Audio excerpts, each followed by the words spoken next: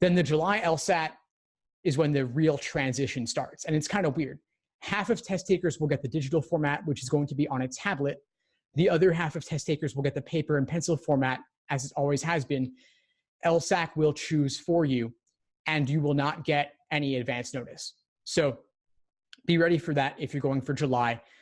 And one nice thing about July is that you get to see your score before you decide whether to cancel, which may remove some of the stress and anxiety around what your score might be. Now, I don't really ever recommend canceling. There's not much reason to, because law schools do not average multiple LSAT scores. Let me repeat that. Law schools do not average multiple LSAT scores. They only consider the highest.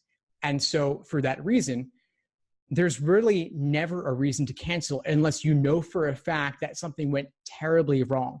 Like you misbubbled the entire thing in a way that LSAC would never correct, or you had a total nervous breakdown and skipped doing an entire section, or you threw up and that totally threw you off completely. But if you just have a vague sense that things went a little bit less well than they otherwise might have, or than they typically would, and maybe one game or one passage didn't go that great, that is not necessarily a reason to cancel. Even if you're certain that you got, let's say, below a 160 and you would only apply to law school with a 160 plus, you might still want to keep the score, because otherwise you're going to have a cancellation on your record.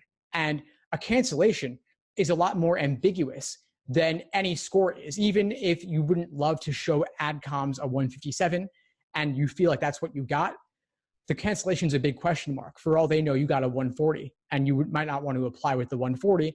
And so if a cancellation might be viewed the same way, then you're better off keeping the score. And I can't say how a cancellation will be viewed. So much better to take the LSAT multiple times and have those scores on record than to cancel. The alternative is, if you feel like you're not going to be ready before walking in, you could withdraw your registration, and law schools will never know that you were even registered. You could postpone your registration if you do so by the deadline, which is typically 2 to 3 weeks out. If you postpone by the deadline, they'll only keep some of your money and they'll give you a partial refund. If you withdraw your registration, let's say the week before, then they will keep all your money, but better that than having a cancellation on your record. And for the July LSAT, like I said, you can see your score before canceling.